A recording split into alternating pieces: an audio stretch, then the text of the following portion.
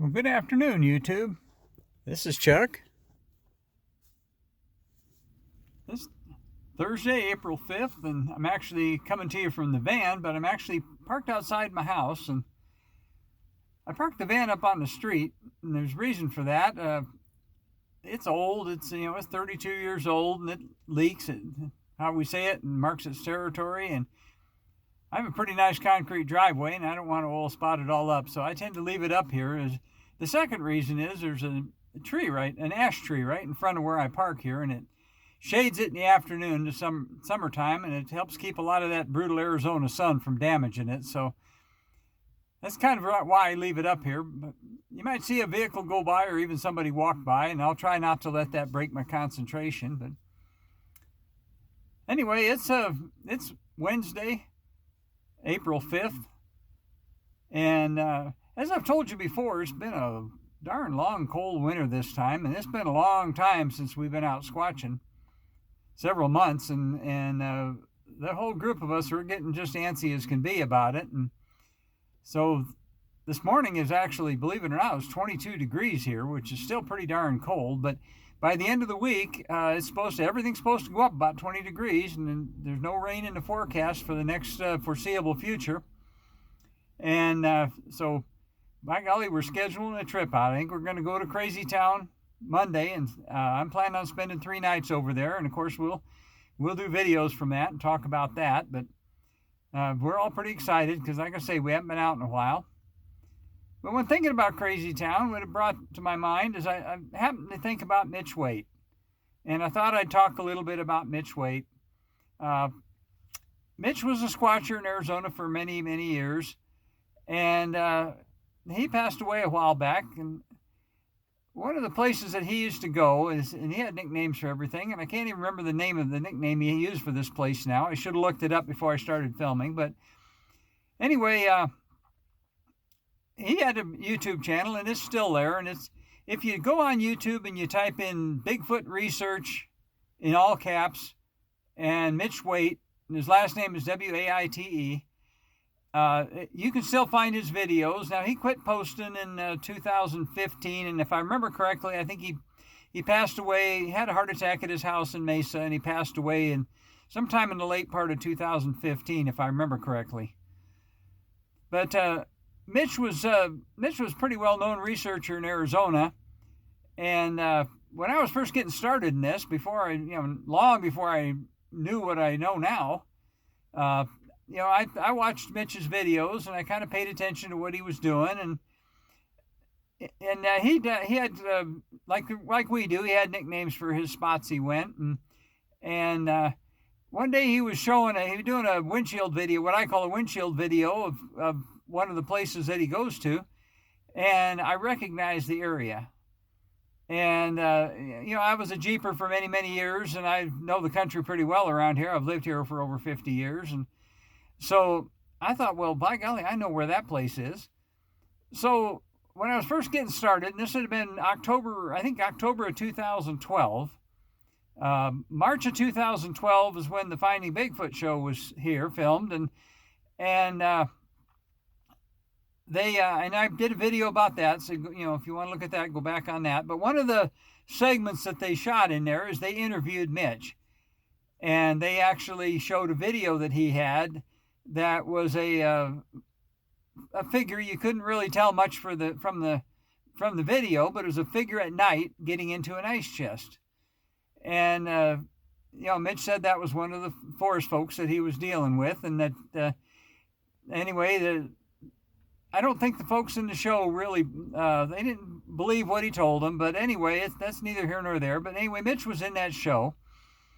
And I was following Mitch's YouTube channel, and I thought, maybe I'd like to meet this guy. So in one of his YouTube videos, he said he was going to go up to this spot for a few days. And so just kind of on a whim, I packed up my stuff, and I thought, I'm going to go over there and see if I can find him.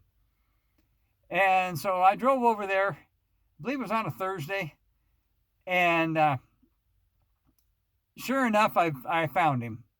And so I went and talked to him. He'd already been there for like 4 nights, and he hadn't really had anybody there to talk to. And so when he found out that I was interested in the subject matter, and I was not a BFRO member then, and anyway, he kind of we spent a delightful 4 or 5 hours one afternoon in October sitting under the trees with a nice breeze, and he kind of filled me in on his take on the whole situation. And he basically,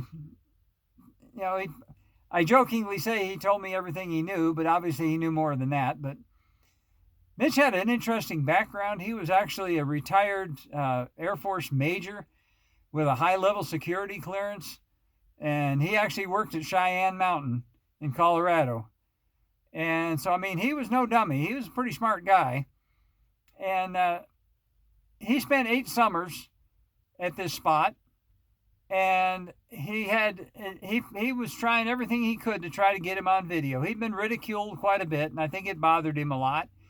And so he tried all kinds of trickery, and he walked around with a walking stick with a camera on it, and he tried putting the camera on his shoulder facing behind him.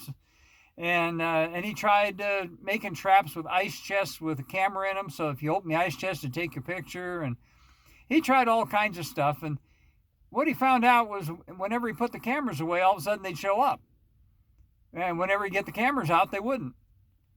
Well, one day in the middle of the afternoon, he went for a little walk, and sure enough, here a big male, about a 9-footer, stepped out from behind a tree and at about 40 feet away, and looked him right in the eye, locked eyes with him, and nodded to him, and then stepped back behind a tree. Well, I noticed that, all of a sudden Mitch quit posting, and I didn't know anything about it. Well, I found out later on that, as I said, Mitch he'd had a heart attack and passed away, and never really proved to the world what he was trying to prove to the world. But we waited for a little while, a couple of years actually, because he has a son and a grandson, and both of them would go out with him from time to time. And we didn't want to go in there and poach on his spot or anything like that. But after a while, it kind of looked like nobody was taking over that area.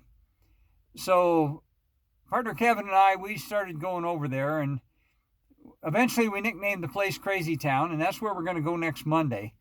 So Crazytown is actually Mitch Waite's old spot, and I found out after talking to him about 85% of what he told me came to be. And now we've gone a lot farther than Mitch ever did as far as the paranormal aspect, and we found out that the big male that stepped out and showed himself to Mitch, that was most probably Tarragon, and we've met Tarragon, and he's talked to us a number of times and showed himself to us. And there's another story I'm going to tell you about Tarragon here in another video, but he helped me with my spiritual awakening quite a bit. It was quite a life-changing event, but that's for another video, and this one's getting kind of long. But the other thing I'll tell you is that if you watch that episode of Finding Bigfoot, and it's in season 3, episode 5, and it's called Dances with Bigfoot. And if you watch that segment where they interviewed Mitch and they showed the figure getting into the ice chest, and they were trying to decide whether or not that was a person or not, that was actually one of the local Sasquatch people, and it's a female, and her name is Chireen, and we know who she is. And she was the one that got into the ice chest. And Mitch actually managed to catch her on film. Most of the time he didn't catch them on film. They were smarter than that, but once in a while you can. So anyway, we'll be bringing you information from over there. I think right now there's at least 4 of us going over. And as we said, we're really antsy to get over there. Temperature's supposed to be in the 70s in the day and 40s at night, and we can handle that. That's pretty good. So I'm going to let you go for now. Take care of each other, love each other, like I always tell you.